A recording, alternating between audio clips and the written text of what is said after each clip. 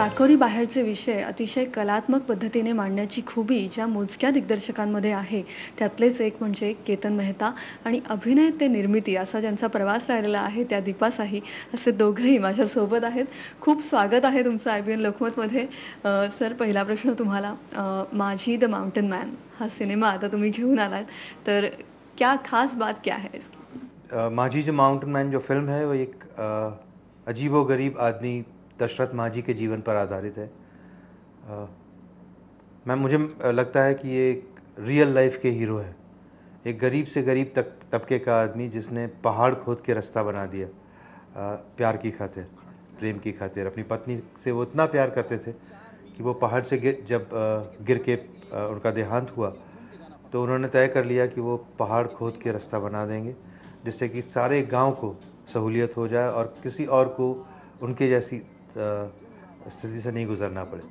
और अपनी ज़िंदगी के 22 साल लगाकर सिर्फ एक हथौड़ी छेनी से उन्होंने पहाड़ खोद के रास्ता बना दिया। जब मैंने ये कहानी पढ़ी आज से 6 साल पहले उनके देहांत पे 2007 में उनका देहांत हुआ था, तभी लगा था कि ये एक ऐसी कहानी है, इंस्पायरिंग स्टोरी है आज के ज़माने की, जो कि मानने में भी नहीं आ सकती। गरीब भूमिहीन मजदूर दशरथ माझी ने अपने 2 हाथों की ताकत के सहारे उसने अपने ख्वाब को पूरा कर दिखाया। पत्नी फगुनी देवी के प्रेम से प्रेरणा मिली और अपने दोनों हाथों की ताकत के सहारे 300 फुट ऊंचे पहाड़ को काटकर 360 फुट लंबा और 30 फुट चौड़ा रास्ता बनाया। और दशरथ ने अपना लक्ष्य तय किया कि एक वक्त पर एक पत्थर तोड़ लो, फिर आगे बढ़ो। उन सभी पत्थरों को तोड़ना था जो पत्नी के रास्ते में आड़े आए थे और जिनकी वजह से वो पहाड़ की दरार से गुजरते वक्त फिसल कर गिर गई थीं और घायल भी हो गई थीं। इनकी स्टोरी रियल लाइफ में ही इतनी इंस्पायरिंग है कि बहुत निर्देशकों को वो स्टोरी करनी थी, फिल्म में लानी थी। तो आपको भी मतलब ये पहले से कुछ दिमाग में था या बस अभी अभी ये कल्पना सूझी? नहीं, जब 2007 में मैंने ये पढ़ा था उनके बारे में, तभी लगा था कि ये फिल्म का मटेरियल है, इस पे कहानी ज़रूर बननी चाहिए और आज की ऑडियंसेस को ये दिखाना ज़रूरी है। उस वक्त मैं एक फ़िल्म कर रहा था, रंग रसिया। जब वो फिल्म ख़त्म हुई तो उसके बाद इमीडिएटली इस पे काम शुरू हुआ और 2012 में हमने उसकी शूटिंग शुरू की और अब ये फिल्म तैयार है। क्या बात है। और जो कलाकार है वो भी बहुत ही बेहतरीन है। नवाजुद्दीन और राधिका आप्टे हैं तो इसमें तो नवाजुद्दीन तो मतलब आज के बहुत ही बढ़िया कलाकार हैं, तो उनके बारे में मतलब आपको क्यों लगा कि उनको ही आप चूज़ करें? नवाज़ एक तो एक बहुत ही बेहतरीन कलाकार हैं जैसे आपने कहा, और दूसरा उनका जो बॉडी टाइप है, फिज़िकल कैरेक्टरिस्टिक्स है, वो भी दशरथ माझी से इतने मिलते जुलते थे कि वो जो सिलेक्शन था वो इमीडिएट हो गया। और उनको भी स्क्रिप्ट बहुत पसंद आई, कहानी बहुत पसंद आई और दिल खोल के बहुत ही उम्दा परफॉर्मेंस किया है।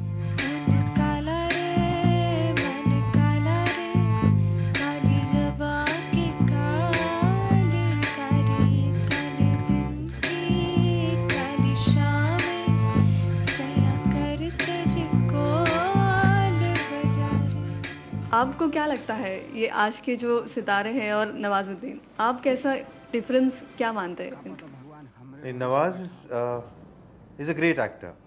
वो वर्ल्ड स्टैंडर्ड के एक्टर हैं, इंटरनेशनल फेम उनको अब मिल चुकी है उनके किरदारों के लिए और बहुत ही अर्दी एक्टर है।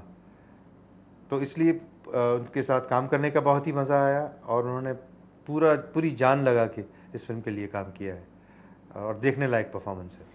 और ये जो शूटिंग रहा है तो गया में ही आपने शूटिंग किया है जहाँ पे दशरथ माझी भी रहते थे और वहाँ पे ही उन्होंने उनका वो काम किया है। उसी पहाड़ पे उसी गांव में जाके हम लोगों ने शूटिंग की। बिहार के एक रिमोट विलेज के अंदर, गया डिस्ट्रिक्ट के नक्सल इन्फेस्टेड एरिया है वो, वहीं जाके हम लोगों ने शूटिंग की। बहुत ही मुश्किल शूटिंग रही क्योंकि रोज़ सुबह उठ के पहाड़ चढ़ना और शूटिंग करना सारी टीम के साथ बहुत ही मुश्किल काम था, लेकिन सब ने इसमें हाथ बटवाया और बहुत ही अच्छा काम हुआ है हमारा। एक्टिंग से आप टर्न मार लिया आपने प्रोडक्शन में, तो अब ये प्रोड्यूसर के हिसाब से अब ये फिल्म ला रहे हो, तो आप एज अ प्रोड्यूसर क्या बताना चाहोगे? एज अ प्रोड्यूसर मतलब दूसरों को नचाने में खुद नाचने से ज़्यादा मज़ा आता है। बहुत ही टफ शूटिंग थी, इतना मैं ज़रूर कहूँगी। इतनी मुश्किल शूटिंग मैंने आज तक नहीं की, ना करवाई किसी से। 3 बजे उठो, अंधेरे में 1.5 घंटा ड्राइव करो, फिर पूरे यूनिट के साथ वो जिमी जिप और क्रेन्स और सारा कुछ ऊपर लेके जाओ पहाड़ पे दशरथ मांझी की तरह रोज़। सो 30-40 दिन में हम लोग की तो बैटरी हो गई थी डाउन, लेकिन दशरथ मांझी की 22 साल नहीं हुई, ये सोच के सीरियसली हैरानी होती है कैसे अकेला रोज़ करता था। मतलब मैं कभी कभी सोचती हूँ उसके पैरों में, अगर आप क्या बोलते हैं गेट इनटू हिज शूज़, तो क्या खाता था, कैसे नहाता धोता, कुछ तो अर्न भी नहीं करता था, लेकिन वो जुनून उसको कभी गया नहीं। ये जो विल पावर है, और इसी मतलब यही बोलती है ये सिनेमा भी, वही बोलता है कि जो अगर विल पावर है हमारी और जो प्यार है उनका उनकी पत्नी की तरफ से, तो आपको भी फिल्म से आप यही क्या बताना चाहते हो? सब मर्द ऐसा प्यार क्यों नहीं करते अपनी पत्नियों से, ये बहुत बड़ा सवाल है। या आप इनको बता रही हो या सब लोग को ऐसे ही करना चाहिए अपनी पत्नियों के लिए। Be the change, that is what it communicates to me, कि अगर आदमी कोई ठान ले तो कुछ भी इम्पॉसिबल नहीं है। And above all I think it's also a great love story, एक बहुत ही उम्दा प्रेम कहानी है। और वो भी जो उनकी और उनकी पत्नी के बीच का जो प्रेम है वो भी एक फिल्म का लेवल है। और उसके आधार पर ही ये सारा जो पहाड़ खोदा गया है वो उस प्रेम की वजह से खोदा गया है। तो एक प्रेम कथा है, एक इम्पॉसिबल टास्क को अचीव करने की कहानी है, और एक बहुत ही इन्स्पायरिंग स्टोरी। राधिका आपटे ही जी मराठी ॲक्ट्रेस आहे, थिएटर केलेलं आहे, अनेक भाषांमध्ये तिनेही काम केलेलं आहे, तर तिची निवड कशी झाली त्याबद्दल? उनका कुछ काम मैंने देखा था। उन्होंने शोर इन द सिटी, रक्त चरित्र, ऐसे कुछ फिल्में की थी जो और उनका काम बहुत ही पसंद आया था। उसके बाद हम लोगों ने कुछ स्क्रीन टेस्ट यहाँ पे किए और उनका काम बहुत पसंद आया, और वो बहुत ही अच्छी एक्ट्रेस हैं, बहुत ही स्पॉन्टेनियस, बहुत ही नेचुरल। और उन्होंने इस लव स्टोरी को उठा के एक नए पेडिस्टल पे रखा है, और नवाज़ और राधिका दोनों के काम से मैं बहुत ही खुश हूँ।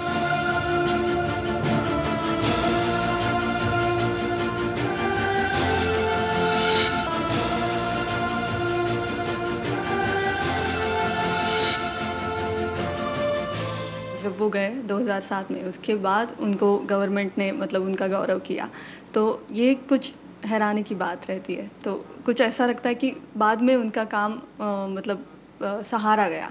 तो इस भी नोट पे सिनेमा कुछ बोल रहा है? हकीकत यह है कि 22 साल लगा के उन्होंने पहाड़ खोदा, उनके पहाड़ खोदने के बाद 30 साल के बाद सरकार ने वहाँ पे सड़क बनाई। ये भी एक कहानी का हिस्सा है। तो सिनेमा कुछ इस बारे में भी बोल रहा है? सिनेमा सिर्फ ये एक लव स्टोरी और दशरथ मांझी की कहानी नहीं है, ये पोस्ट इंडिपेंडेंस इंडिया की भी कहानी है साथ साथ। जो आपकी मतलब आपकी सिनेमा की खूबी ये है कि वो सामाजिक तौर पर भी कुछ बताना चाहता है, तो इस सिनेमा में भी ये एंगल आप रखना चाहोगे? हाँ, और बेसिकली सोसाइटी और इंडिविजुअल का जो डायनेमिक है वो इस फिल्म में भी पूरा निकल के आता है। और बेसिकली ये कहना है कि सरकार चाहे करे कि ना करे, कोई और आपकी मदद के लिए आए कि ना आए, आप अगर कुछ ठान लेते हैं तो आप वो कर सकते हैं। It's a Triumph of the human spirit which is what the story is all about. मिर्च मसालापासून आत्तापर्यंत हा जो प्रवास आहे तुमचा दिग्दर्शक म्हणून, तुम्ही तेव्हाही खूप पुढचा विचार करत होतात. तुमची विजन नेहमीच पुढची होती, आणि आत्ता तर म्हणजे आत्ताचे दिग्दर्शक आहेत, आत्ता त्यांना कळतंय आणि आता ते पुढे चाललेत. तर तुम्हाला काय वाटतं आत्ताच्या दिग्दर्शकांकडे पाहून? सिनेमा की टेक्नोलॉजी बहुत बढ़ गई है, एक नई ऑडियंस पूरी बाहर निकल के आई है जिसने दुनिया भर की फिल्में देखी हैं। सो इस नई ऑडियंस को संभालने के लिए, उनको केटर करने के लिए एक फिल्म मेकर्स की नई पीढ़ी भी आई है, जिन्होंने भी दुनिया भर की फिल्में देखी हैं, दुनिया भर के मीडिया से वो एक्सपोज्ड हैं। और मुझे बहुत उम्मीद जग रही है हिंदुस्तान की हिंदी फिल्में और इंडियन फिल्म्स के लिए, क्योंकि ये नए फिल्म मेकर्स एडवेंचरस हो रहे हैं, नए नए तरह की स्टोरीज लेके फिल्में बना रहे हैं, नए नए फॉर्म्स इन्वेंट कर रहे हैं।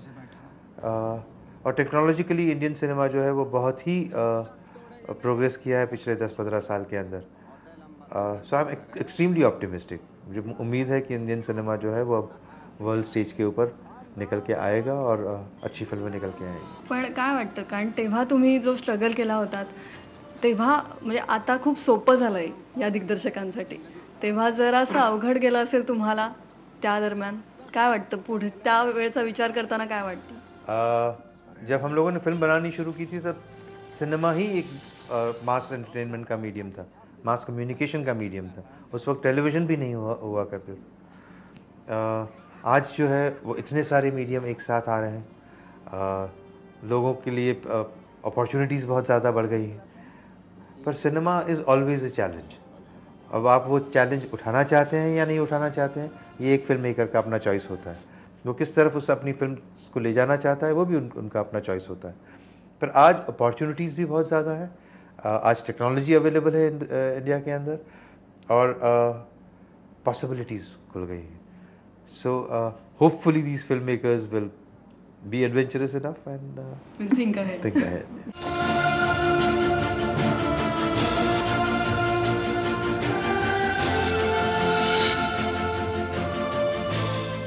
माया डिजिटल स्टूडियो के बारे में भी मतलब आप क्या कहना चाहोगे? ये भी एक आपका एक अलग रूप है। हाँ, ये भी एक जुनून, एक रात को ऐसे आइडिया आया कि हिंदुस्तान में इतना ज़्यादा, दुनिया भर से सबसे ज़्यादा सिनेमा बनता है, टेलीविज़न बनता है, लेकिन यहाँ पे कोई फैसिलिटी नहीं थी स्पेशल इफ़ेक्ट्स की। तो 97 में ये आइडिया आया और हमने कहा कि चलो कोई तो शुरू करे। उस टाइम पूरे देश में एनिमेटर्स भी नहीं थे, कुछ 8-10 लोग थे जो एडवर्टाइजिंग फिल्म में वो होता ना दांत पे एक टंग शाइन मारना, ऐसे ऐसे काम करते थे। तो हमने जब शुरू किया तो देखा कि लोग ही नहीं है काम करने के लिए। तो जैसे बोलते हैं ना पहाड़, वो कुआं खोदा जब प्यास लगती है तो आप भी दशरथ माझी बन गई। बिल्कुल। तो फिर हमने एक ट्रेनिंग इंस्टीट्यूट चालू किया।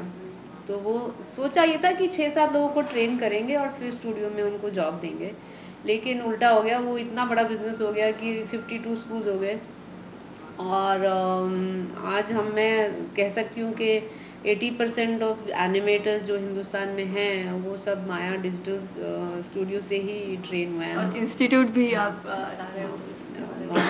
मैक इंस्टीट्यूट जो था वो पूरे देश भर में अभी हमने बहुत सारे एनिमेटर्स पैदा कर दिए हैं। And now luckily Indian television भी जो है उसने रियलाइज़ किया है कि टॉम एंड जेरी दिखा के यहाँ के लोग मानने वाले नहीं हैं, तो आपको ओरिजिनल कंटेंट की ज़रूरत है। और एट लास्ट यहाँ पे ओरिजिनल कंटेंट सब चैनल्स ने, जो भी फॉरेन से भी चैनल आए हैं, डिज्नी, निकलोडियन, सब इंडियन कंटेंट बना रहे हैं। तो अभी जो है सारी गाड़ियाँ जो है पटरी पे आ गई हैं। बहुत ही बढिया.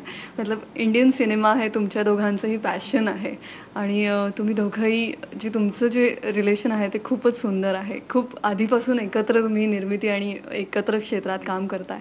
तर आपके रिलेशन के बारे में मतलब ये क्या, वो क्या चीज़ है? ये सिनेमा ही पैशन है वो तो है, लेकिन और ऐसी क्या चीज़ है जो आपको दोनों को जोड़ती है? कुछ नहीं, रात को रोज पिटाई होती है मेरी। बता दो सब। ना हकीकत यह है कि cinema binds us together. It's a passion for cinema which brought us together and which holds us together, and both of us believe that cinema is our life, and that's what we want to do all our lives and do to best of our abilities, and that is the passion. वो उनका point of view, मेरा point of view बिल्कुल अलग है. अगर Ketan film बनाए या ना बनाए, वो हिमालय की एक झोपड़ी में भी रह रहा होगा तब भी मैं उसके साथ ही रहूँगी क्योंकि उस जैसा पागल मुझे और कोई मिलने वाला नहीं है. एक निर्देशक के तौर से भी मतलब अब जब आप एक्टिंग कर रही थी तभी भी ये आपके साथ थे, आज भी है. तो ये क्या हम दोनों में एक चीज़ कॉमन है कि हम दोनों जो है बड़े ही नहीं होते और ज़िंदगी को हमेशा एक एडवेंचर मानते हैं. तो हर दिन जो है उसको आप जब उठते हैं तो थैंक यू गॉड बोल के एक एडवेंचर की स्पिरिट से अप्रोच करो. और क्या बोलते हैं, खाली हाथ आए थे खाली हाथ तो जाएंगे ही. तो ज़िंदगी को एक एक्सपेरिमेंट मानने वाला मुझे कोई नहीं मिला। और अगर आप रिलेशनशिप में बिल्कुल छोड़ दें एक दूसरे को, तो जो बॉन्डिंग होती है ना वो ओरिजिनल होती है, उसमें कोई जोर जबरदस्ती नहीं होती। आई थिंक प्यार में कुछ फोर्स नहीं होता। हाँ, एग्जैक्टली। और मैडम जी को आप फिर से एक्टिंग में लाना चाहते हो, ये क्या ये कर ही नहीं रही है? नहीं, दीपा अब डायरेक्टर बन गई हैं। उन्होंने एक फ़िल्म बनाई थी तेरे मेरे फेरे, वो एक और फिल्म बना रही हैं जो इंडो कनेडियन को प्रोडक्शन है। सो हर एक को अपनी ज़िंदगी में ग्रो करना होता है, अलग अलग डिमेंशंस डिस्कवर करने होते हैं। So she is discovering a new dimension of herself. I think जैसे मैंने कहा कि ये जो मैंने बात कही कि एक्सपेरिमेंट करना लाइफ से, ये सीरियस ना हो इसके बारे में। मुझे एक ही चीज़ करके नहीं मरना है, मुझे बहुत सारी चीज़ें करनी है ज़िंदगी का, ये पहलू वो पहलू ये वो। मैं बहुत ग्रीडी हूँ ज़िंदगी को लेके, तो वो मैंने देखा, मज़ा आया उस को करने में। अब मुझे और चीज़ें करनी है। तो हर बार एक नया चॅलेंज लेना आपको पसंद है, तो यही बहुत बहुत अच्छा लगा आप दोनों से भी बात करके। आणि माझी द माउंटन मॅनसाठी तुम्हाला दोघांनाही खूप शुभेच्छा। आणि तुमचं दोघांचं हे युनियन हे क्रिएटिव्ह युनियन जे आहे ते आम्हाला असंच आवडतं आहे, प्रेक्षकांनाही आवडतं आहे, त्यामुळे असेच तुमची भरभराट होईल यासाठी खूप शुभेच्छा, खूप धन्यवाद। Thank you. Thank you very much, pleasure.